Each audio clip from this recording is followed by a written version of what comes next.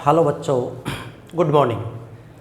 बच्चों, हम पढ़ रहे हैं चैप्टर तंत्रिकीय नियमन एवं समन्वय, न्यूरल रेगुलेशन एंड कोऑर्डिनेशन। इस चैप्टर में बच्चों पिछली क्लास में हम पढ़ रहे थे तंत्रिका आवेग संचरण।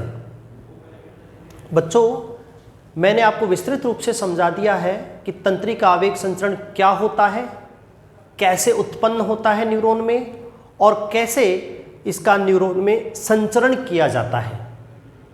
तो वास्तव में तंत्रिका आवेग क्या होता है बच्चों, कि जब किसी न्यूरॉन को उद्दीपन प्राप्त होता है तो उद्दीपन ग्रहण करने के बाद न्यूरॉन के अंदर जो विद्युत रासायनिक परिवर्तन होते हैं, उन परिवर्तनों का जो सकल योग है, टोटल, वो बच्चों तंत्रिका आवेग है, जो वास्तव में सक्रिय विभव के रूप में होता है।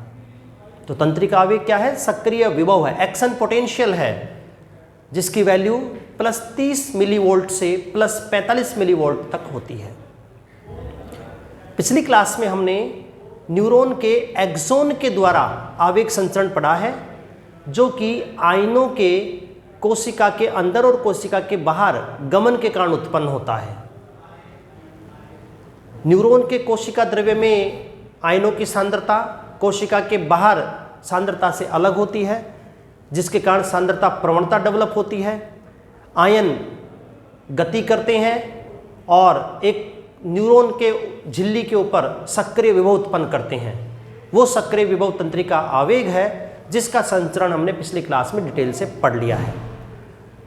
इससे संबंधित जो टॉपिक बचे हुए हैं उसको अपन आगे कंटिन्यू करते हैं बच्चों। तंत्रिका आवेग से संबंधित टॉपिक है saltatory nerve impulse conduction. Saltatory क्या होता है एक बार समझ लेंगे। हिंदी में मैं हेडिंग लिख देता हूं,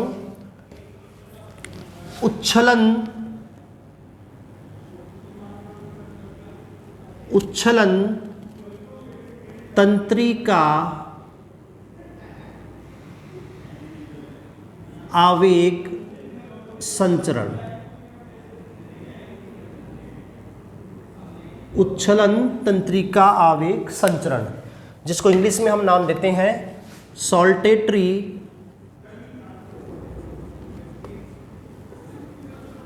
conduction of nerve impulse. Saltatory conduction of nerve impulse, ये उच्छलन तंत्रिका आवेग संचरण क्या होता है बच्चों। पिछली क्लास में हमने आवेग संचरण पढ़ा एक्सोन की कोशिका झिल्ली से। इस प्रकार से जैसे ये एक्सोन है, जिसके अंदर का कोशिका द्रव्य एक्सोप्लाज्म और बाहर ईसीएफ बाह्य कोशिकीय तरल। ये जो झिल्ली है वो एक्सोलेमा है। मैंने बताया आपको विश्राम अवस्था में झिल्ली बाहर से पॉजिटिव होती है और अंदर से निगेटिव, क्योंकि विश्राम अवस्था में सोडियम आयनों की सांद्रता उच्च होती है बाहर की तरफ, पोटेशियम आयनों की सांद्रता उच्च होती है अंदर की तरफ। लेकिन अंदर कुछ निगेटिव प्रोटीन होती हैं, साथ में क्लोराइड आयन होते हैं, जिसके कारण अंदर से झिल्ली निगेटिव और बाहर से झिल्ली पॉजिटिव होती है। ऐसा हमने पढ़ा बच्चों पिछली क्लास में। ये तो विश्राम अवस्था में है, जिसको हमने नाम दिया था ध्रुवित अवस्था। विश्राम अवस्था वास्तव में कौन सी अवस्था है? ध्रुवित अवस्था, जिसमें न्यूरॉन में किसी भी प्रकार के आवेग का संचरण नहीं होता है। लेकिन जब बच्चों इसको उद्दीपन दिया जाता है, इस न्यूरॉन को उद्दीपन दिया जाता है, तो उद्दीपन प्राप्त करने पर ये जो पारगम्यता है ये बदल जाती है एक्सोलीमा की। और पारगम्यता बदलने से सोडियम आयन अंदर की तरफ प्रवेश करते हैं, बाहर से अंदर प्रवेश कर जाते हैं सोडियम आयन। इस कारण से झिल्ली अंदर से पॉजिटिव और बाहर से नेगेटिव, ये अवस्था कहलाती है बच्चों विध्रुवित अवस्था। विध्रुवित अवस्था। और विध्रुवित अवस्था में कोशिका झिल्ली के अंदर ये जो धनावेश पैदा हुआ है, इसकी वजह से यहां उत्पन्न होता है सक्रिय विभव। इस धनावेश को वास्तव में हम क्या कहेंगे, सक्रिय विभव, और ये सक्रिय विभव भी होता है तंत्रिका आवेग। ये सक्रिय विभव ही वास्तव में क्या है, तंत्रिका आवेग है, जिसका संचरण किया जाएगा। ये तंत्रिका आवेग एक पॉइंट पर उत्पन्न हुआ, यहाँ पर एक्शन पोटेंशियल जनरेट हुआ, फिर यहाँ पर जनरेट होगा एक्शन पोटेंशियल, फिर यहाँ पर जनरेट होगा एक्शन पोटेंशियल। ऐसे ही एक्शन पोटेंशियल आगे की ओर बढ़ता जाएगा और तंत्रिका आवेग का संचरण होगा। तो सामान्यतः जो आवेग संचरण होता है वो न्यूरॉन कोशिका झिल्ली पर इस प्रकार से होता है, अंदर की तरफ, मैंने बाहर बना दिया है, बाकी होगा अंदर की तरफ। यहाँ निगेटिव होता है ना पहले से, तो यहाँ अंदर से पॉजिटिव होती जाएगी झिल्ली, यहाँ पॉजिटिव हुई, उसके बाद ये आगे वाली पॉजिटिव हो जाएगी, फिर आगे वाली पॉजिटिव, फिर आगे वाली पॉजिटिव, फिर पॉजिटिव, फिर पॉजिटिव। ऐसे तंत्रिका आवेग जो है लगातार झिल्ली के समानांतर बढ़ता रहता है। ऐसे होता है आवेग संचरण सामान्यतः। बट मैंने हेडिंग क्या लिखी है बच्चों, मैंने लिखा है saltatory conduction of nerve impulse, उच्छलन आवेग संचरण। सबसे पहली बात, ये किन में होता है बच्चों, ये होता है माइलिनेटेड नर्व फाइबर में। जो माइलिनेटेड नर्व फाइबर हैं, मतलब आच्छदी जो तंत्रिका तंतु होते हैं उनमें होता है। क्या होते हैं आच्छदी तंत्रिका तंतु, हमने पढ़ लिया पिछली क्लास में, कुछ न्यूरॉन के एक्सोन के बाहर की तरफ माइलिन आच्छद पाया जाता है। जैसे यहाँ पर माइलिन आच्छद है चारों तरफ गोलाई में, ये माइलिन आच्छद है। माइलिन आच्छद वशीय पदार्थ से बना होता है, इसलिए ये विद्युत का या ऊष्मा का कुचालक होता है। तो जहां जहां तंत्रिकाओं पर न्यूरॉन पर माइलिन आच्छद है, वहां की झिल्ली अब कभी भी आयनों के लिए जो है पारगम्य नहीं हो सकती। ये एक्सोलिमा की मुक्त सतह है जहां से ये आयनों के लिए पारगम्य होगी।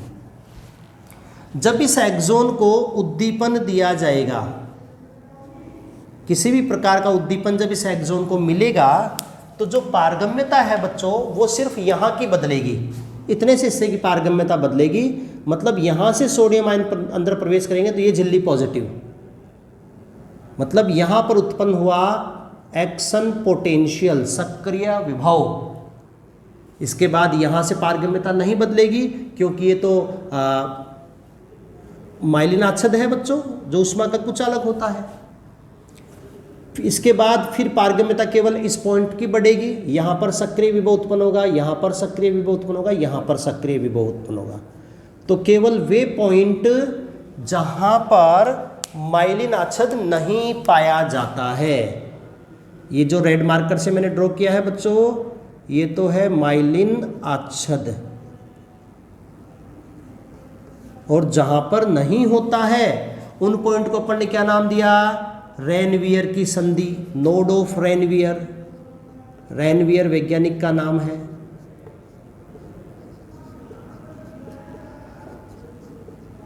रेनवियर की संधि, तो रेनवियर की संधि एक्सोन का वो पॉइंट है जहां पर माइलिन आच्छद नहीं होता है, और जहां माइलिन आच्छद नहीं होता केवल वहीं पर सक्रिय विभव उत्पन्न होगा।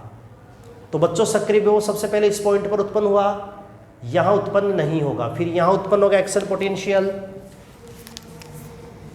यहां पर एपी एक्शन पोटेंशियल सक्रिय विभव उत्पन्न होगा, फिर यहां पर उत्पन्न होगा एक्शन पोटेंशियल, फिर यहां पर उत्पन्न होगा एक्शन पोटेंशियल।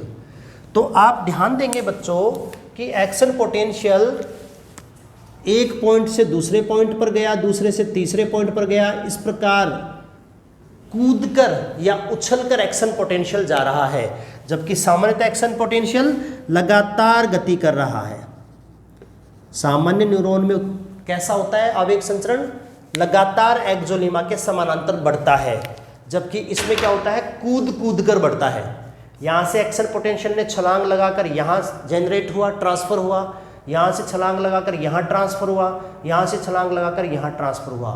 तो इस प्रकार जो छलांगे लगाकर एक्शन पोटेंशियल का संचरण हो रहा है उसी को अपन बोलते हैं उच्छलन तंत्रिका आवेग संचरण, saltatory conduction of nerve impulse. और ये किन तंत्रिका तंतुओं में पाया जाएगा बच्चों? उनमें पाया जाएगा जिन पर माइलिन आच्छद पाया जाता है। मुझे लगता है आपको समझ में आ गया होगा क्या होता है उच्छलन आवेग संचरण। किन में होता है? माइलिनेटेड नर्व फाइबर, आच्छादित तंत्रिका तंतुओं में होता है। परिभाषा क्या होगी? आवेग का संचरण एक रेनवियर संधि से दूसरी रेनवियर संधि पर होना।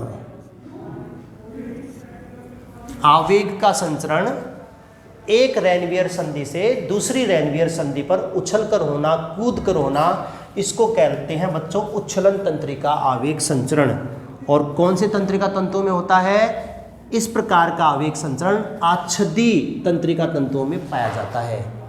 और इसमें जो आवेग संचरण की जो गति होती है वो सामान्य आवेग संचरण से अधिक होती है। जो सामान्य प्रक्रिया का आवेग संचरण है इस प्रकार से सीधा सीधा, उसकी तुलना में उच्छलन तंत्रिका आवेग संचरण की गति ज़्यादा होती है। समझ में आ गया बच्चों? क्लियर है? एक लास्ट में एक पॉइंट और लिखवा रखा है मैंने, मनुष्य में तंत्रिका आवेग संचरण की गति कि सामान्यतः मनुष्य में किस दर से आवेगों का संचरण होता है। तो बच्चों मनुष्य में जो आवेग संचरण की गति होती है वो होती है लगभग 100 से लेकर 130 मीटर प्रति सेकंड। 100 से 130 मीटर प्रति सेकंड। एक सामान्य स्वस्थ व्यक्ति में तंत्रिका आवेग किस दर से स्थानांतरित होता है तो उसकी गति होती है बच्चों 100 से 130 मीटर प्रति सेकंड। ये था बच्चों न्यूरॉन के द्वारा तंत्रिका आवेग संचरण। ओके बच्चों, समझ में आ गया होगा आपको आवेग संचरण। आगे बच्चों अगला टॉपिक हम लोग पढ़ते हैं सिनैप्स।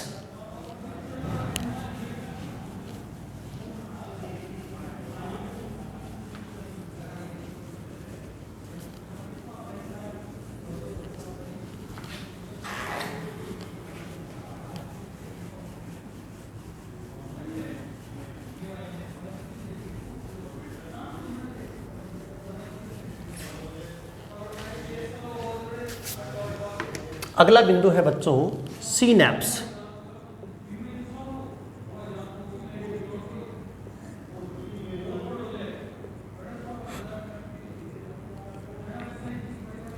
क्या होता है सिनैप्स और इसकी क्या उपयोगिता है, यहां पर हमें पढ़ना है बच्चों। सिनैप्स है दो न्यूरॉन के बीच का एक क्रियात्मक संबंध। हमारे शरीर में बहुत सारे न्यूरॉन होते हैं तो वो न्यूरॉन आपस में जुड़े रहते हैं ताकि एक न्यूरॉन की सूचना दूसरे न्यूरॉन तक पहुंचाई जा सके तंत्रिका आवेग के रूप में। तो बच्चों दो न्यूरॉन के बीच का जो क्रियात्मक संबंध है उस क्रियात्मक संबंध को अपन क्या बोलते हैं? सिनैप्स कहते हैं, जिसमें वास्तव में एक न्यूरॉन का एक्सॉन दूसरे न्यूरॉन के डेंड्रॉन के साथ क्रियात्मक रूप से जुड़ जाता है।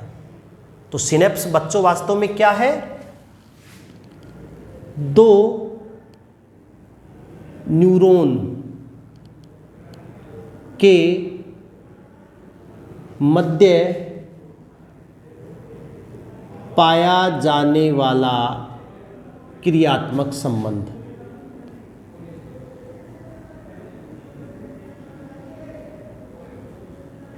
दो न्यूरॉन के मध्य पाया जाने वाला क्रियात्मक संबंध सिनैप्स कहलाता है। वास्तव में सही जो प्रॉपर डेफिनेशन सिनैप्स की हम क्या लिख सकते हैं? वो इस प्रकार से लिख सकते हैं कि एक न्यूरॉन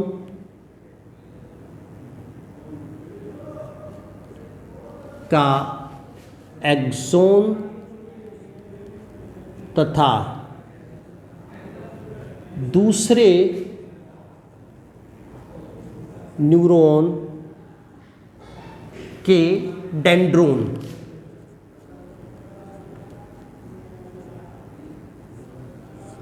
एक न्यूरॉन का एक्सोन तथा दूसरे न्यूरॉन के डेंड्रोन के मध्य उपस्थित क्रियात्मक संबंध,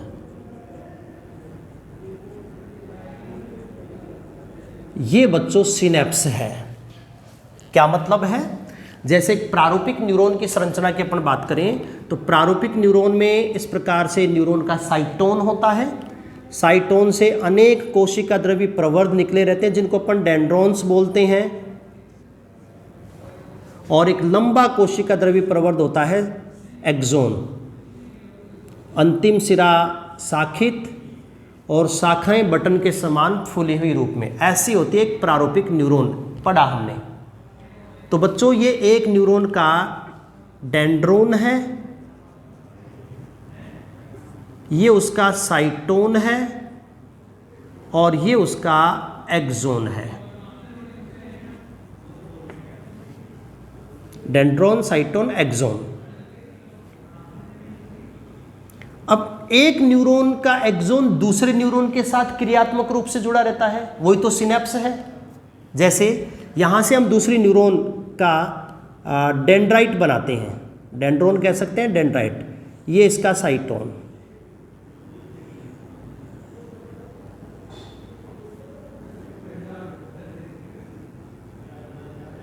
और ये इसका एक्सोन। फिर वापस एक्सोन शाखित हो जाएगा, बटन के समान फूली संरचना बनाएगा। ये हो गया दूसरा न्यूरॉन, ये प्रथम न्यूरॉन, और ये हो गया बच्चों दूसरा न्यूरॉन। और इन दो न्यूरॉन के बीच ये जो क्रियात्मक संबंध मैंने यहां पर प्रदर्शित किया है, इस क्रियात्मक संबंध को हम नाम देते हैं सिनैप्स। क्लियर है क्या बच्चों? दो न्यूरॉन के बीच पाया जाने वाला क्रियात्मक संबंध सिनैप्स कहलाता है। ये दूसरी न्यूरॉन का डेंड्रोन है, साइटोन, फिर एक्सोन। मैंने आपको बताया कि जो आवेग संचरण है वो सदैव एक दिशीय होता है। सबसे पहले तंत्रिका आवेग ग्रहण करते हैं डेंड्रोन, डेंड्रोन देते हैं साइटोन को, साइटोन से जाता है एक्सोन को। इस दिशा में गया बच्चों आवेग संचरण।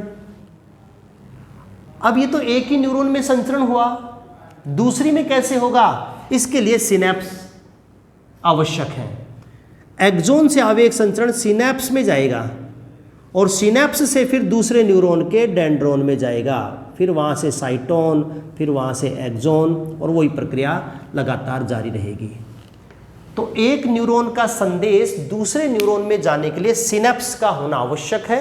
वास्तव में क्या है सिनैप्स? दो न्यूरॉन के बीच का क्रियात्मक संबंध सिनैप्स है, जिसमें एक प्रथम न्यूरॉन का एक्सोन भाग लेता है, दूसरे न्यूरॉन का डेंड्राइट। संरचना क्या होगी सिनैप्स की? बच्चों प्रथम न्यूरॉन का जो एक्सोन होता है, जो सिनैप्स बनाता है, उसकी झिल्ली कहलाती है प्री सिनेप्टिक मेम्ब्रेन। यहाँ पर मैं हल्का सा डायग्राम एक ड्रॉ कर देता हूँ। जैसे ये बच्चों एक्सोन है, ये एक्सोलेमा है, और एक्सोलेमा इस प्रकार से बटन के समान फूली हुई है, जैसा कि अपन ने पहले पढ़ लिया है। तो ये संरचना जो हमने न्यूरॉन में पढ़ी है,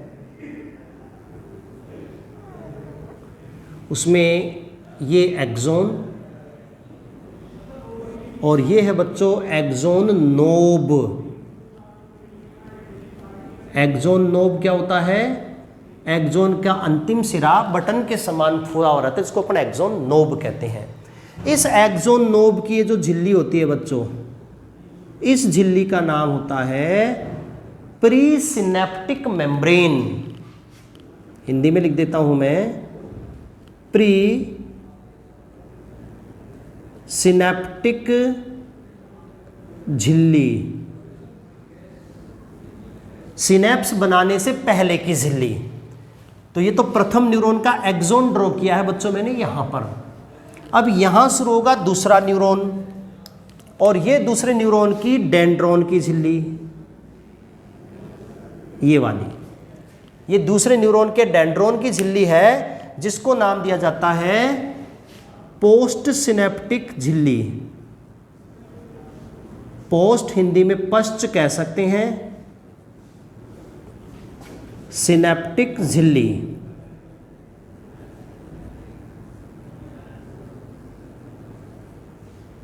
पोस्ट सिनेप्टिक झिल्ली। बच्चों ये जो पोस्ट सिनेप्टिक झिल्ली है, ये वाली है दूसरे न्यूरॉन के डेंड्रॉन की झिल्ली। प्रथम न्यूरॉन के एक्सोन की झिल्ली को हमने नाम दे दिया प्रीसिनेप्टिक झिल्ली, दूसरे न्यूरॉन की डेंड्रॉन की झिल्ली को नाम दे दिया पोस्ट सिनेप्टिक झिल्ली। और इन दोनों के बीच में यहाँ पर एक गैप दिख रहा होगा, ये आपको गैप दिख रहा होगा। ये गैप हो भी सकता है और नहीं भी। इस गैप का नाम है बच्चों सिनेप्टिक दरार।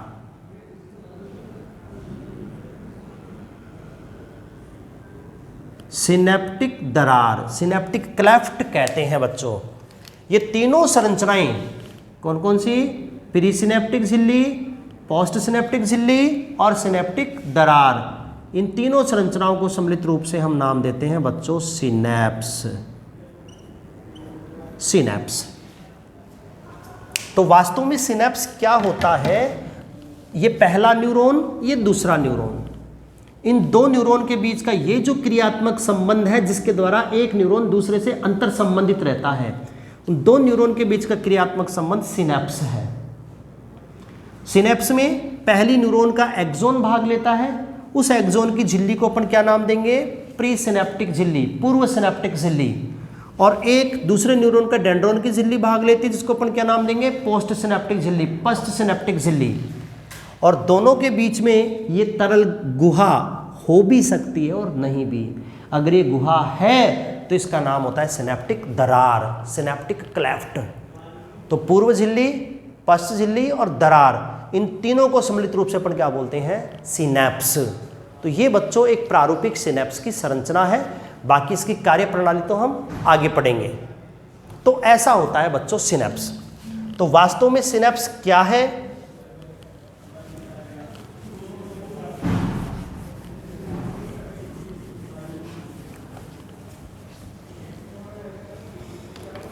वास्तव में बच्चों देखो, सिनैप्स हम क्या लिख सकते हैं?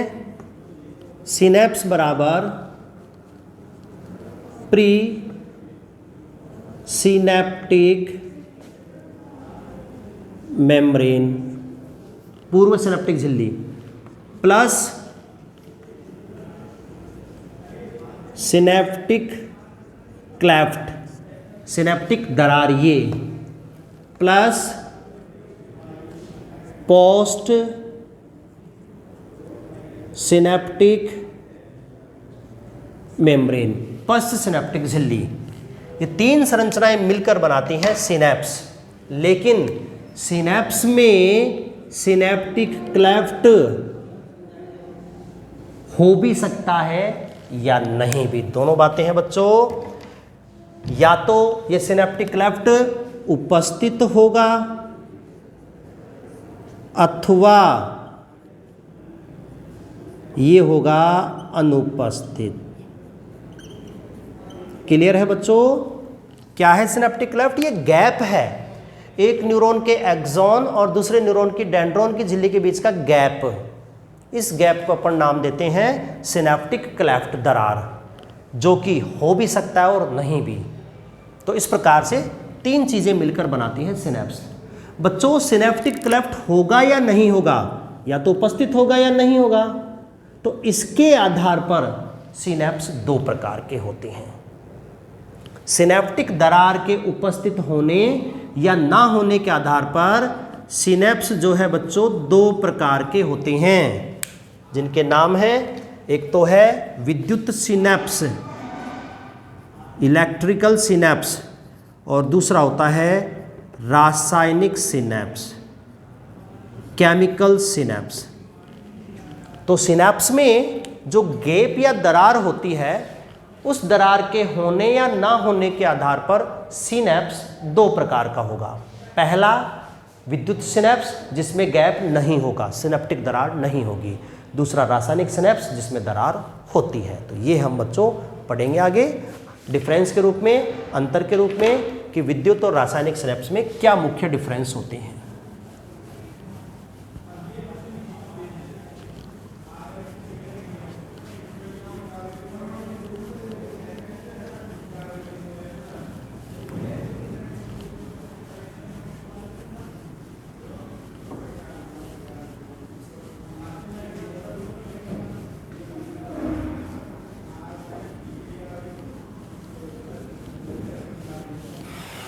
ओके बच्चों, तो हमारा जो अगली हेडिंग है वो है विद्युत और रासायनिक सिनेप्स में अंतर। तो इसके लिए मैं एक टेबल ड्रॉ कर लेता हूं ताकि हम आसानी से अंतर को पढ़ पाएं।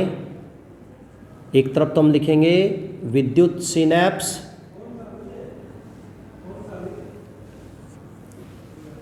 इलेक्ट्रिकल सिनेप्स,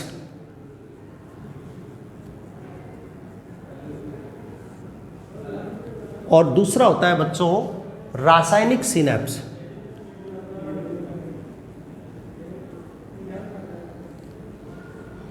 रासायनिक सिनेप्स,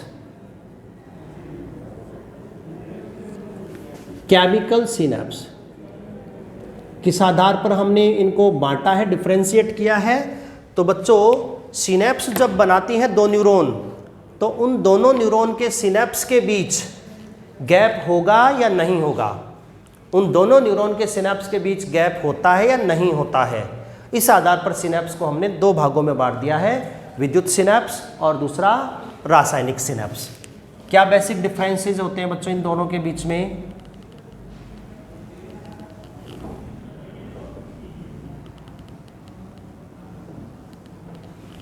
जो पहला डिफरेंस हम इन दोनों के बीच में देखें तो वो बच्चों सिनेप्टिक दरार का ही होगा, जिसके आधार पर हमने इसको डिफरेंशिएट किया है।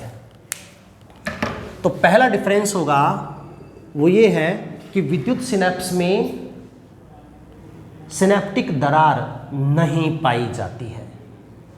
विद्युत सिनेप्स ऐसा सिनेप्स होता है बच्चों जिसमें सिनेप्टिक दरार अनुपस्थित होती है। कोई दरार, कोई क्लेफ्ट नहीं पाई जाती है। जबकि इसमें क्या होगा? तरल से भरी सिनेप्टिक दरार उपस्थित होती है। ये ऐसा सिनेप्स है बच्चों, रासायनिक सिनेप्स, जिसमें तरल से भरी, दोनों के बीच में तरल होगा, प्री और पोस्ट सिनेप्टिक मेम्ब्रेन के बीच में तरल होगा, तो तरल से भरी जो है वो सिनेप्टिक दरार पाई जाती है। ये कहलाता है रासायनिक सिनेप्स। बच्चों जब दरार नहीं होती है तो क्या स्थिति होगी सिनेप्स की? दरार होगी तो क्या होगी? तो समझेंगे बच्चों, इसमें प्री एवं पोस्ट सिनेप्टिक झिल्ली एक दूसरे से भौतिक रूप से जुड़ी रहती हैं। ये ऐसा सिनेप्स है जिसमें दरार नहीं पाई जाएगी, इस कारण से प्री और पोस्ट सिनेप्टिक झिल्ली एक दूसरे से भौतिक रूप से जुड़ी रहती हैं। जबकि इसमें प्री एवं पोस्ट सिनेप्टिक झिल्ली भौतिक रूप से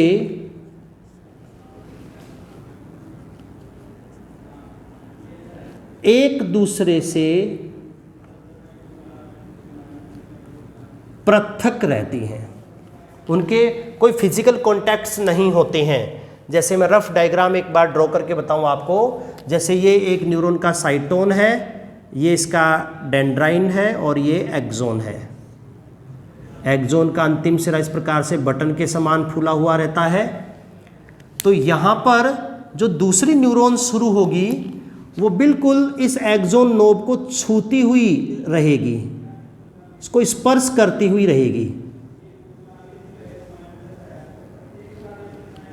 इस प्रकार से। यहाँ ध्यान से देखेंगे आप कि एक न्यूरॉन की ये प्री सिनेप्टिक मेम्ब्रेन है ये वाली, और ये दूसरी न्यूरॉन की पोस्ट सिनेप्टिक मेम्ब्रेन है ये वाली। तो दोनों फिजिकली जुड़ी हुई है, दोनों भौतिक रूप से जुड़ी हुई रहती हैं। तो हम इसको बोलेंगे विद्युत सिनेप्स, क्योंकि यहाँ पर दरार नहीं होती है, जबकि यहाँ एक दूसरे से पृथक रहेंगी इस प्रकार से। जैसे ये एक न्यूरॉन का साइटोन है, ये डेंड्रॉन है, ये एक्सोन नोब है इस प्रकार से। तो यहाँ जब दूसरी न्यूरॉन हम ड्रॉ करेंगे तो दोनों के बीच में थोड़ा सा गैप हम बनाते हैं।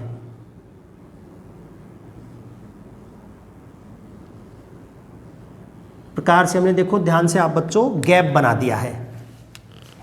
ये एक न्यूरॉन की प्री सिनेप्टिक मेम्ब्रेन है ये वाली, तो ये पोस्ट सिनेप्टिक मेम्ब्रेन है, और दोनों के बीच में एक गैप बन गया, एक खाली स्थान बन गया गैप, जिसमें तरल भरा रहता है। तो इसी गैप का नाम होता है बच्चों सिनेप्टिक दरार, जो रासायनिक सिनेप्स में तो पाई जाती है जबकि विद्युत सिनेप्स में नहीं पाई जाती है। इसलिए दो न्यूरॉन फिजिकली जुड़े हुए हैं विद्युत सिनेप्स में, जबकि रासायनिक सिनेप्स में दो न्यूरॉन के बीच में गैप होता है। ये इनकी संरचना है बच्चों। आगे देखते हैं और क्या क्या डिफरेंसेस हो सकते हैं। बच्चों विद्युत सिनेप्स में जो आवेग संचरण है वो एक्सोन में होने वाले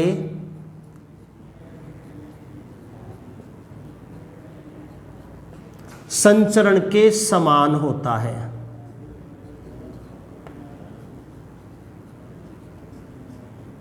एक्सोन में होने वाले संचरण के समान होता है। ये जो आवेग संचरण हुआ है, मैंने बताया था कि यहाँ उद्दीपन को ग्रहण किया जाएगा, साइटोन से डेंड्राइन पर जाएगा, और फिर यहाँ अंदर धनावेश उत्पन्न होकर ये झिल्ली सक्रिय विभव उत्पन्न करेगी।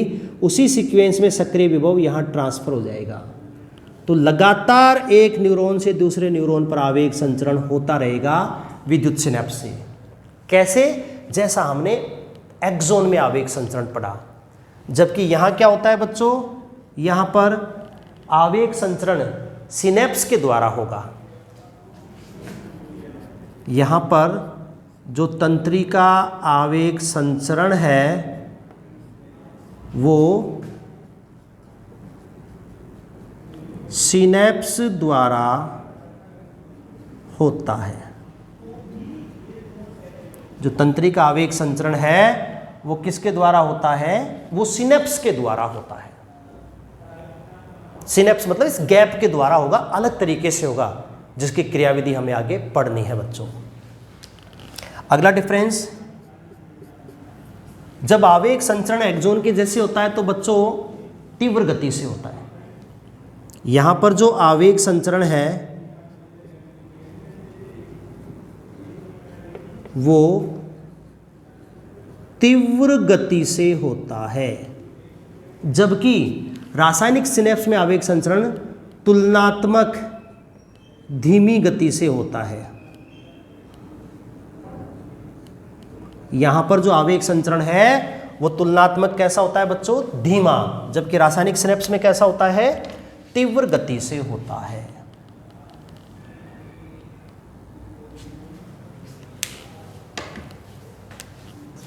अगला डिफरेंस,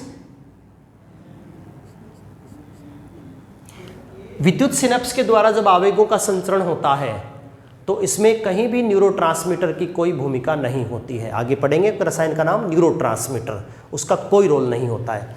तो यहां बच्चों आवेग संचरण में न्यूरोट्रांसमीटर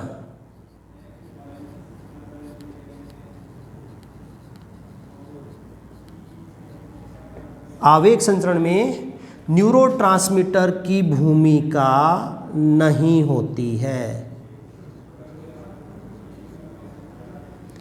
न्यूरोट्रांसमीटर की आवश्यकता नहीं होती है आवेग संचरण में, जबकि जब रासायनिक सिनेप्स से आवेग संचरण होता है तो इसके लिए बच्चों न्यूरोट्रांसमीटर आवश्यक होते हैं। न्यूरोट्रांसमीटर क्या होते हैं? आवश्यक होते हैं। आपने नाम सुना होगा जैसे एसिटाइलकोलिन का, कई बार नाम सुना होगा, एक न्यूरोट्रांसमीटर जिसको हिंदी में तंत्रिका प्रेसी रसायन कहते हैं। न्यूरोट्रांसमीटर ऐसे रसायन होते हैं जो न्यूरॉन की सूचनाओं को एक बिंदु से दूसरे बिंदु पर ले जाने में मदद करते हैं। तो ऐसे न्यूरोट्रांसमीटर की इसमें आवश्यकता होगी रासायनिक सिनेप्स में। क्यों? क्योंकि यहाँ गैप है और उस गैप में आवेग संचरण इसके माध्यम से ही होगा, जबकि यहाँ बच्चों गैप नहीं है तो यहाँ रासायनिक संचरण विद्युत रूप में होगा, एक्शन पोटेंशियल के रूप में। जिस रूप में यहाँ पर आवेग पैदा हुआ है सक्रिय विभव, वो सक्रिय विभव के रूप में ही आगे बढ़ेगा, जबकि यहाँ पर सक्रिय विभव यहाँ से आकर यहाँ खत्म हो जाएगा। उस सक्रिय विभव को दूसरे न्यूरॉन पर ले जाने के लिए इसकी आवश्यकता होगी। तो रासायनिक सिनेप्स में आवेग संचरण के लिए न्यूरोट्रांसमीटर की आवश्यकता होती है, जबकि विद्युत सिनेप्स में न्यूरोट्रांसमीटर की कोई आवश्यकता नहीं होती है। बात समझ में आ रही है क्या बच्चों? अगला जो डिफरेंस है वो ये है कि जो विद्युत सिनेप्स होते हैं बच्चों, ये हमारे शरीर में बहुत ही नगण्य हैं। अगर इनकी हम संख्या की बात करें तो हमारे शरीर में ये बहुत कम होते हैं, बहुत कम, या हम कह सकते हैं नगण्य। बहुत कम या फिर क्या हो सकते हैं? नगण्य होते हैं। क्लियर है? बहुत कम या नगण्य। जबकि जो रासायनिक सिनेप्स हैं अधिकांश ऐसे ही होते हैं। हमारे शरीर के अधिकांश सिनेप्स, हमारे शरीर के जो अधिकांश सिनेप्स हैं वो किस प्रकार के हैं बच्चों? वो रासायनिक सिनेप्स होते हैं। तो बच्चों समझ आ रहा है क्या सबको? हम बात कर रहे हैं सिनेप्स की। टॉपिक था अपना न्यूरॉन की संरचना और कार्यप्रणाली। उसमें न्यूरॉन की कार्यप्रणाली में तंत्रिका आवेग संचरण, एक ही एक्सोन में डेंड्रोन से एक्सोन तक कैसे पहुंचा हमने पढ़ लिया पिछली क्लास में। अब एक न्यूरॉन से दूसरे न्यूरॉन में कैसे जाएगा, इसके लिए हमें पहले सिनेप्स पढ़ना है, जिसको हम पढ़ रहे हैं। तो सिनेप्स क्या है? दो समीपस्थ न्यूरॉन के बीच का क्रियात्मक संबंध सिनेप्स है। ये एक न्यूरॉन है, ये दूसरी न्यूरॉन है, इनके बीच का क्रियात्मक संबंध बच्चों ये सिनेप्स है। सिनेप्स बनाने में दो न्यूरॉन की झिल्ली काम में आती है। पहले न्यूरॉन के एक्सोन की झिल्ली काम आती है, जिसका नाम है प्री सिनेप्टिक झिल्ली, और दूसरे न्यूरॉन के डेंड्रोन की झिल्ली काम में आती है, जिसका नाम है पोस्ट सिनेप्टिक झिल्ली। ये दो न्यूरॉन की झिल्लियां सिनेप्स बनाती हैं और दोनों के बीच में गैप, दरार हो भी सकती है और नहीं भी। अगर दोनों के बीच में दरार नहीं है, दोनों फिजिकली एक दूसरे से जुड़ गई हैं, तो ऐसा सिनेप्स तो कहलाता है विद्युत सिनेप्स। और अगर दोनों झिल्लियों के बीच में गैप बन गया है, तरल से भरी हुई गुहा बन गई है जिसका नाम है सिनेप्टिक दरार, वो बन गई है, ऐसा सिनेप्स कहलाता है रासायनिक सिनेप्स। क्या डिफरेंसेस होते हैं कि इसमें भौतिक रूप से दोनों झिल्लियां जुड़ी रहती हैं, इसमें पृथक रहती हैं। इसमें सिनेप्टिक दरार नहीं पाई जाती है, इसमें पाई जाती है। इसमें आवेग संचरण एक्सोन में होने वाले आवेग संचरण के समान होता है, जबकि इसमें आवेग संचरण सिनेप्स के द्वारा होगा। कैसे होगा पढ़ेंगे हम प्रक्रिया। इसमें आवेग संचरण तीव्र गति से होता है उसकी तुलना में, जबकि इसका आवेग संचरण तुलनात्मक धीमा होता है। इंपॉर्टेंट पॉइंट, इनमें आवेग संचरण के लिए न्यूरोट्रांसमीटर तंत्रिका प्रेसी रसायन होते हैं, इनकी कोई भूमिका नहीं होती है, जबकि इसमें न्यूरोट्रांसमीटर आवश्यक होते हैं। और लास्ट पॉइंट इनके एग्जाम्पल का, इनके वितरण का, कि किन जंतुओं में कहाँ पाए जाते हैं। तो बच्चों हम मानव शरीर की बात कर रहे हैं, तो वहाँ पर विद्युत जो सिनेप्स होते हैं बहुत ही कम होते हैं, नगण्य होते हैं, जबकि हमारे शरीर के ज़्यादातर सिनेप्स जो हैं वो कैसे हैं, रासायनिक सिनेप्स होते हैं। तो ये था बच्चों सिनेप्स की संरचना। इसके बाद अगली क्लास में हम पढ़ेंगे सिनेप्स के द्वारा तंत्रिका आवेग संचरण, जो बहुत ही महत्वपूर्ण टॉपिक है एग्जाम के पॉइंट ऑफ व्यू से। तो संरचना हमने पढ़ ली सिनेप्स की, अब सिनेप्स के द्वारा आवेग संचरण कैसे होगा ये बच्चों हम अगली क्लास में पढ़ेंगे। थैंक यू बच्चों।